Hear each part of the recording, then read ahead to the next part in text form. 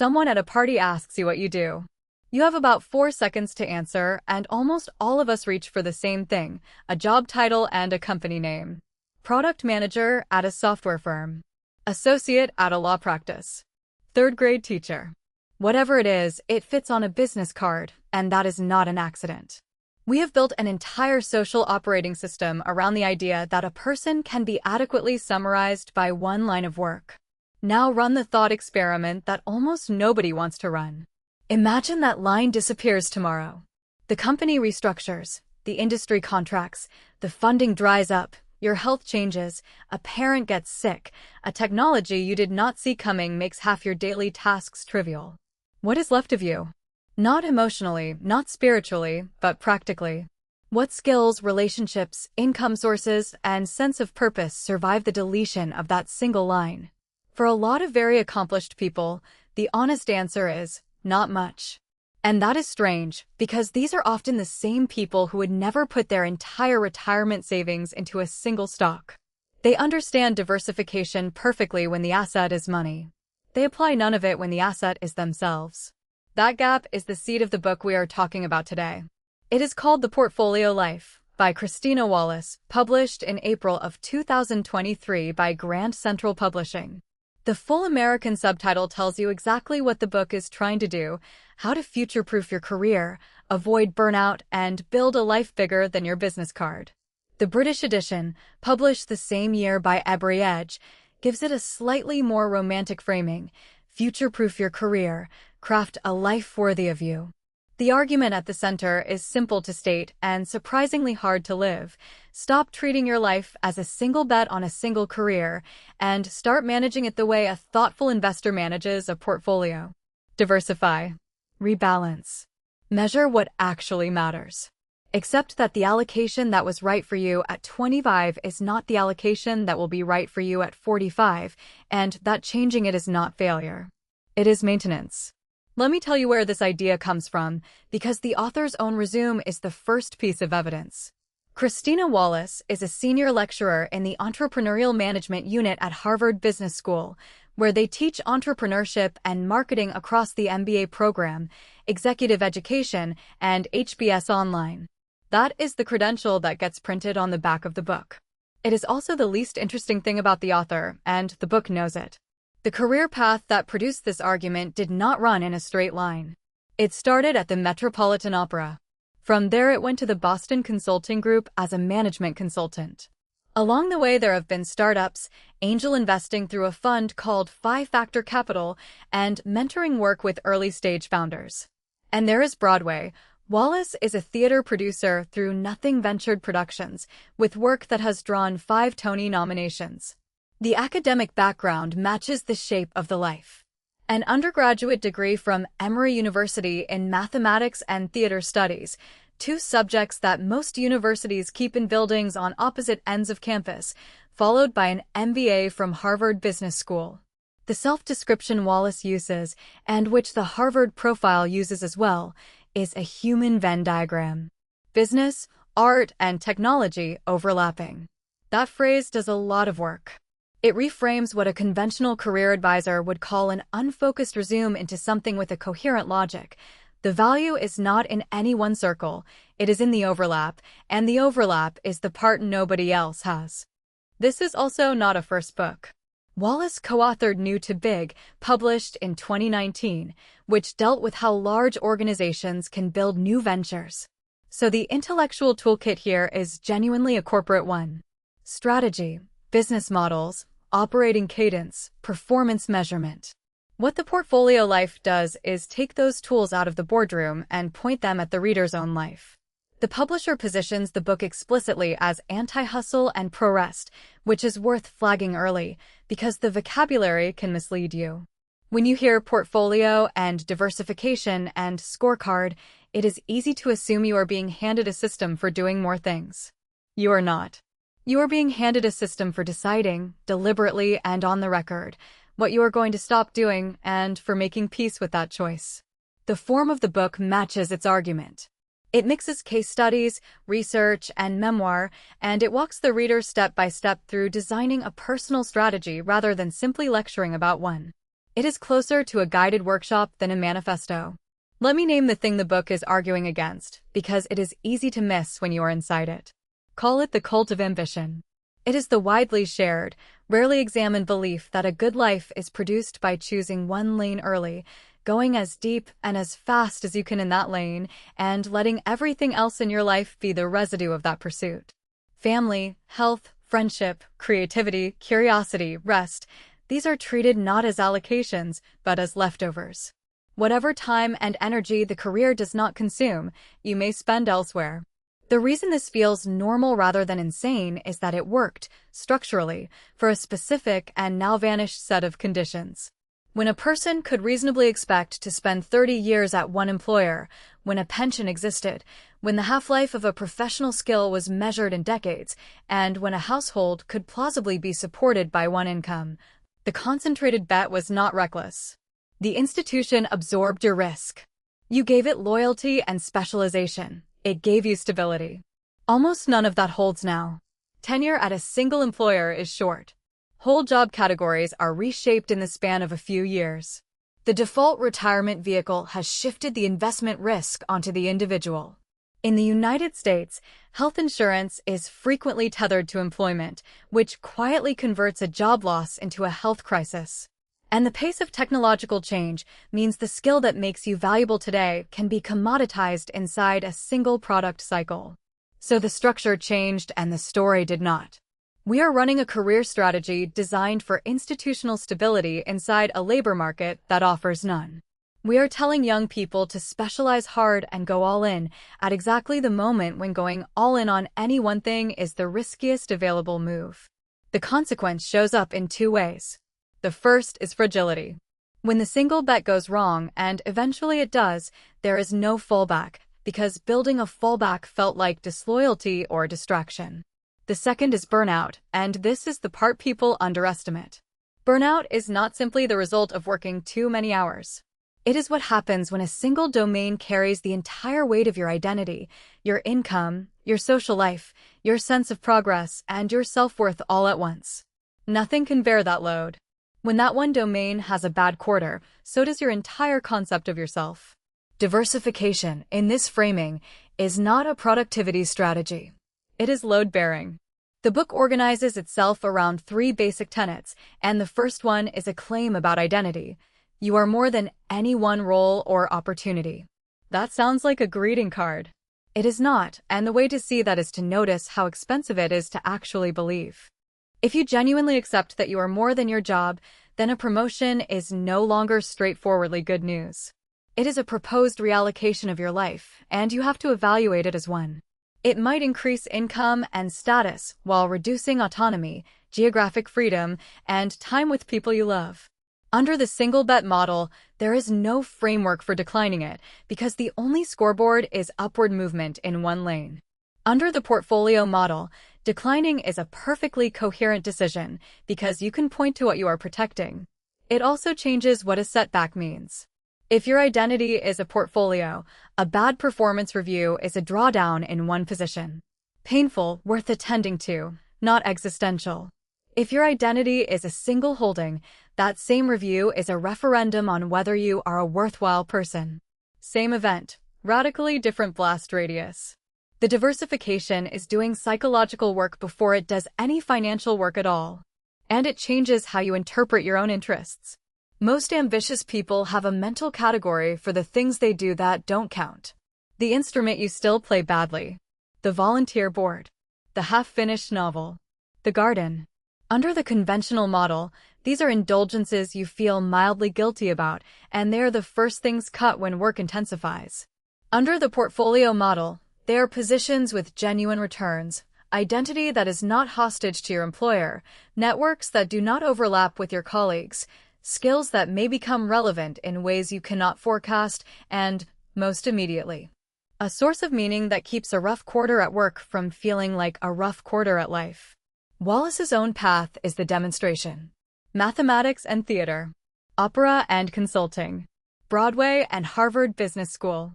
To a traditional career advisor, that reads as a person who could not settle down.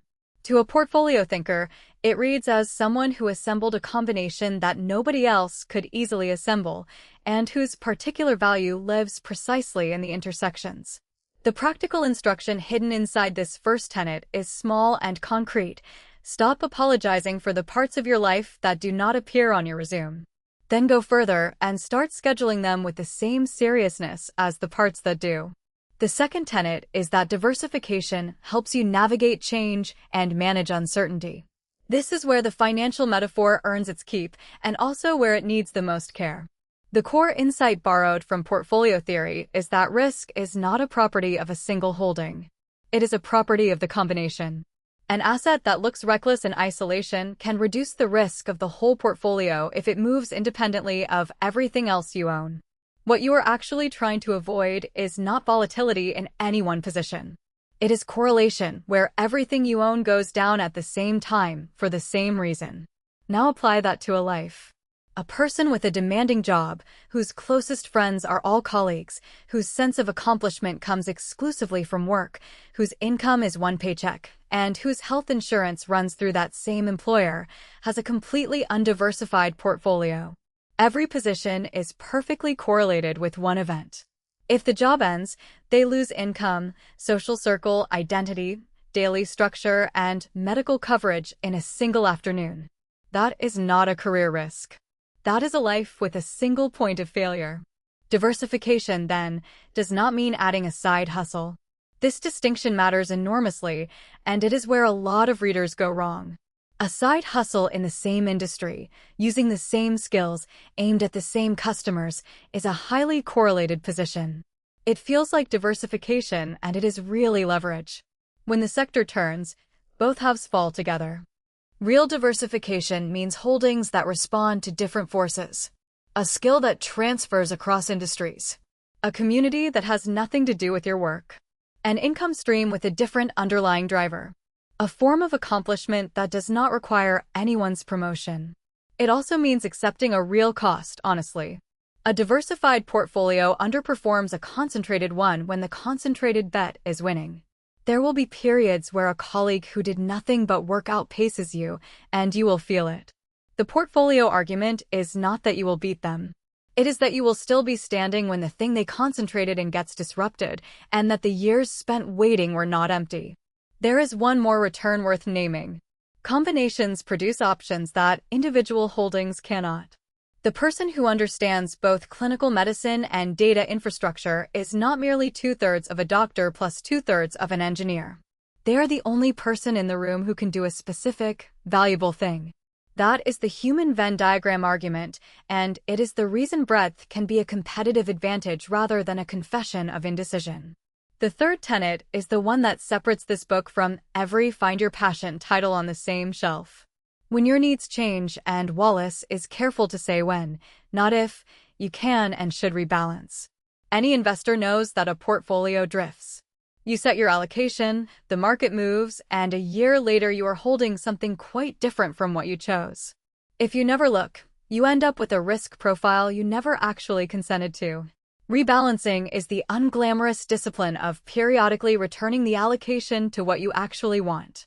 Lives drift in exactly the same way and far more silently. A project that was supposed to take 3 months becomes your identity. A hobby that once had 4 hours a week now gets none, and you cannot say precisely when that happened. A relationship you would name as your highest priority receives, in practice, the residual attention of a tired evening. Nobody decided this. It accumulated. Wallace's framing is that life comes in chapters, and each chapter has a legitimately different allocation. The years with a newborn are not a failed version of the years before. The period of caring for an aging parent is not a career interruption to be apologized for. A season of intense professional investment ahead of a major launch is fine, as long as you know you have chosen it and roughly when it ends. Even the criteria you optimize for change by chapter. Wallace makes this point directly in the context of managing people, and it applies to yourself as well. The weight you place on flexibility, autonomy, income stability, and health insurance is not fixed. Early on, you might trade stability for learning without hesitation. With dependents, health coverage and predictable income may become non-negotiable and autonomy negotiable. Later, autonomy may matter more than any raise on offer. A person who never revisits these weights ends up optimizing at 45 for what mattered to them at 26. The practical advice that follows is refreshingly modest. When you feel overextended, when you feel pulled in too many directions, treat that feeling as data rather than as a character defect to be pushed through. It is a signal to reallocate time and ambition on purpose. The instinct most high performers have in that moment is to work harder and sleep less, which is the equivalent of responding to a portfolio alarm by doubling down on the losing position. And rebalancing implies selling. You cannot add without subtracting, unless you plan to subtract from sleep, which is a loan at a punitive interest rate. Choosing what leaves the portfolio and grieving it a little is the actual work. The book gives the reader a set of named tools, and the most conceptually ambitious is the idea of building a business model for your life. Strip away the corporate connotation, and a business model is just a set of honest answers to unglamorous questions. What do you actually produce, and for whom? What does it cost you to produce it? Where does the money come from, and how reliably? What are the fixed obligations that must be met no matter what? What resources do you have? What are the constraints you cannot design around, and what would have to be true for this to still function in 5 years? Most people have never articulated any of this about their own lives, and the omission is expensive. Consider the fixed cost question alone. A great many career decisions that feel impossible are actually arithmetic problems that nobody has done. The person who cannot leave a job they find corrosive frequently has not calculated what their genuine floor is, as opposed to their current spending. Sometimes the answer is that they truly are trapped, and knowing that precisely is still better than a vague dread. Often the answer is that the trap is a lifestyle that expanded quietly to consume each raise, and the exit is more available than it felt. Or take the revenue question. A single employer is one customer with total pricing power over your time, and if that customer leaves, revenue goes to zero. Framed that way, the case for a second income stream stops being about ambition and starts being about basic operational prudence. It also reframes the value of a stable, unglamorous job that funds a genuinely important non-commercial pursuit. That is not settling. That is a deliberate capital structure. The uncomfortable half of the exercise is the cost side, because the true costs of a life are rarely money. They are hours, attention, health, and relationships that get quietly debited to fund a return you have not examined. A business model forces the debits into the open. You may discover that the most expensive thing you own is a commitment you kept out of inertia, or an identity you are still paying to maintain long after you stopped wanting it. The point is not that your life is a company. It is that you are running one whether or not you acknowledge it, and an unexamined model tends to serve everyone's interests except yours. Before you can allocate anything, you need to know what you actually want, and this turns out to be the genuinely hard part. The book offers an exercise called the 100 Wishes Assessment. The mechanic is straightforward, and the number is doing deliberate work. Write down 100 things you want. Not 5, not 10. 100. The reason the count matters is that the first 10 items are not really yours. They are the socially approved answers, the ones you would give in a job interview or at a dinner party. Career advancement, financial security, a good relationship, health, travel. Fine, true, and almost entirely uninformative, because they are the same answers nearly everyone gives. Somewhere past 40, the polite inventory runs dry. What starts appearing is more specific and considerably stranger. You want to be good at a particular thing, not for money. You want a morning that belongs to you before anyone can reach you. You want to be near a specific person more often. You want to stop pretending to care about something you have publicly cared about for years. You want to learn a language with no plan to use it. You want to be respected by 3 particular people whose opinions you would never admit still matter to you. That is the useful material, and you cannot get to it by thinking harder about the top 10. You get to it by exhausting the socially rehearsed answers until only the honest ones remain. This is the same logic designers use when they insist on 100 sketches instead of 3 good ones. 2 more things happen in the exercise. First, you notice how many of your wishes are cheap. Not everything on a 100-item list requires a career change or a windfall. A meaningful share requires 2 hours on a Saturday and permission you have not given yourself. Seeing that in writing is genuinely disorienting because it reveals that the constraint was never entirely external. Second, you see the conflicts plainly. 100 wishes will contain pairs that cannot coexist. You want deep mastery and broad variety. You want the security of one place and the adventure of many. You want more income and fewer hours. This is not a flaw in you. Every portfolio involves trade-offs, and the only real failure is refusing to choose, which in practice means choosing by default and calling it circumstance. The most provocative tool in the book is the balance scorecard, borrowed from corporate strategy and pointed at your own life. The original idea, in a business context, was a corrective. Companies that measured only financial results made predictable errors because financial results are lagging indicators. They tell you what already happened. So the scorecard added other dimensions, things like customer relationships, internal processes, and learning, so that leaders could see the health of the system rather than only its most recent output. Now consider what most people use as the sole metric for a life. Income, title, and some vague sense of career trajectory. All lagging, all narrow, and all sitting in the exact same asset class. It is entirely possible to be improving on every one of those numbers while the underlying system, meaning your health, your relationships, your curiosity, your capacity to rest, is degrading badly. In fact, that combination is the standard profile of the person who burns out spectacularly at the peak of their success. Every number they were watching was green. A balanced scorecard for a life asks you to name a small set of dimensions that genuinely matter to you and to define, in advance, what health looks like in each. Not aspirationally. Observably. If relationships matter, what would a good month actually contain, in terms you could verify on a calendar? If learning matters, what does it look like when you are genuinely learning rather than merely consuming?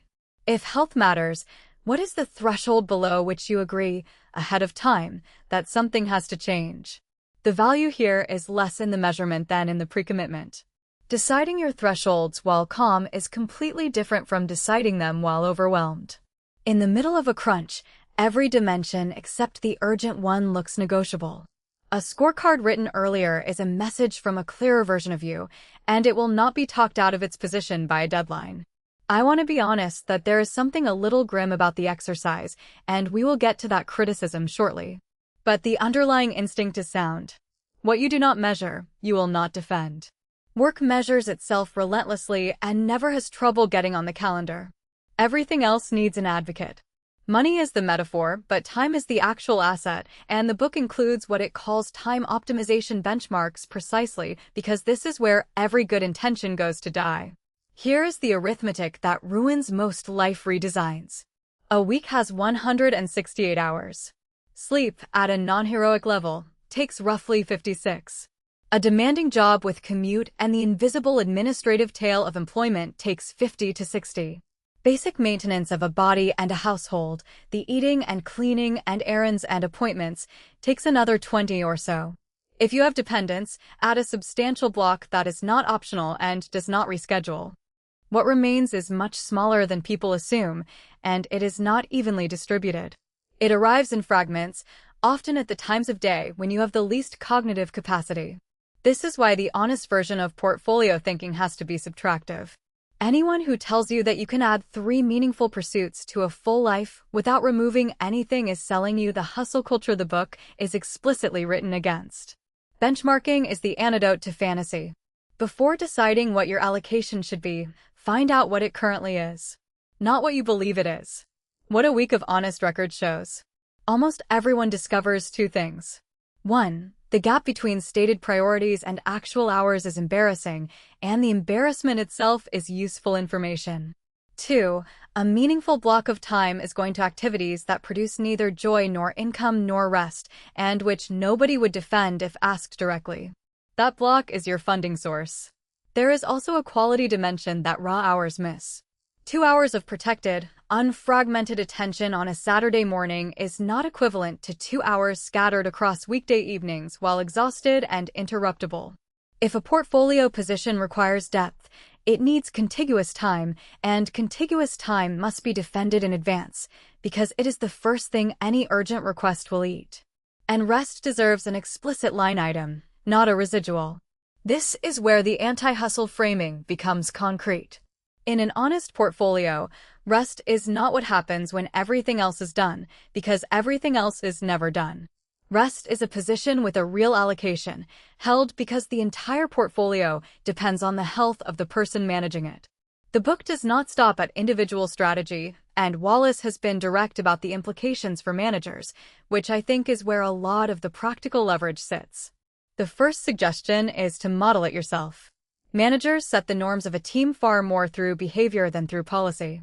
If you send messages at midnight, cancel your own vacation, and never mention anything you do that is not work, your team learns the real rules regardless of what the handbook says. Showing up as a person with a life outside the office is not a soft gesture. It is the only way the stated policy becomes credible.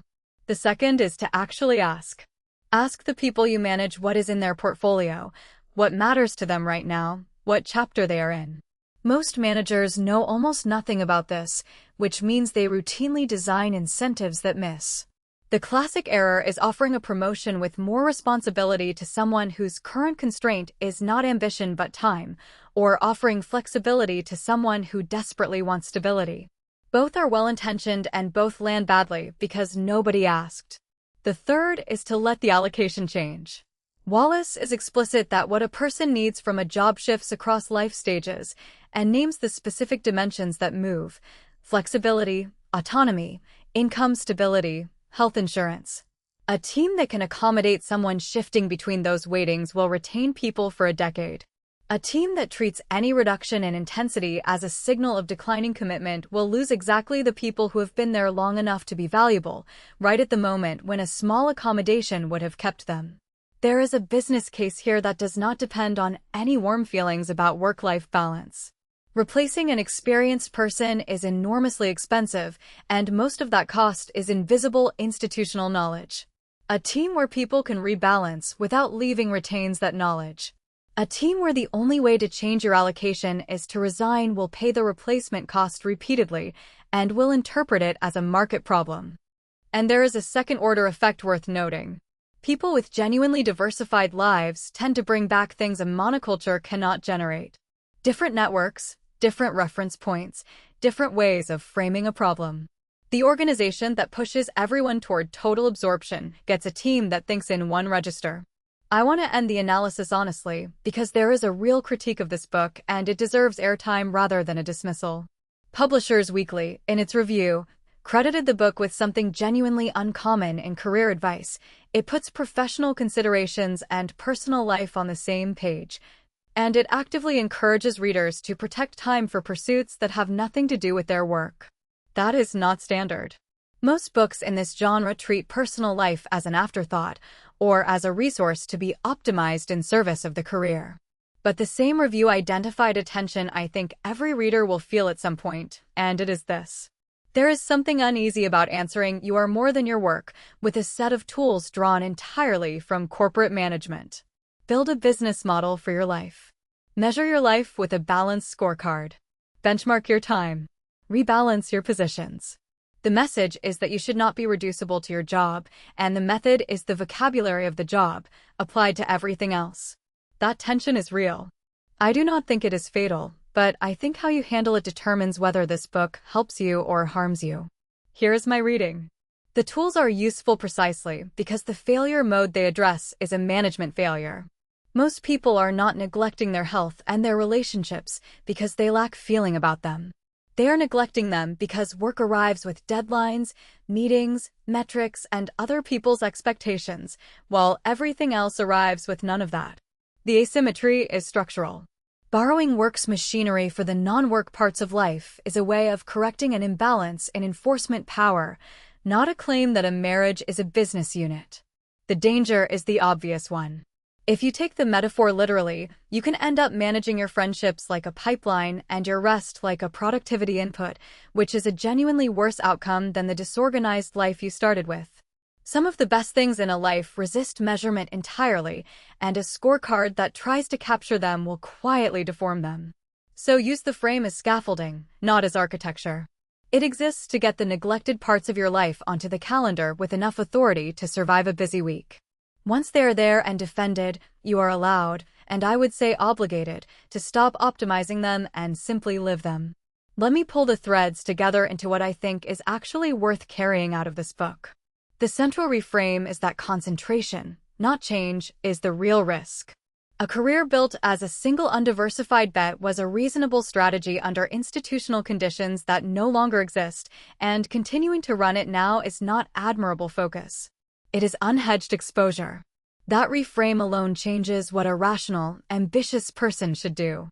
The 3 tenets are compact enough to remember. You are more than any one role or opportunity, which means a setback in one domain should be a drawdown and not an identity crisis.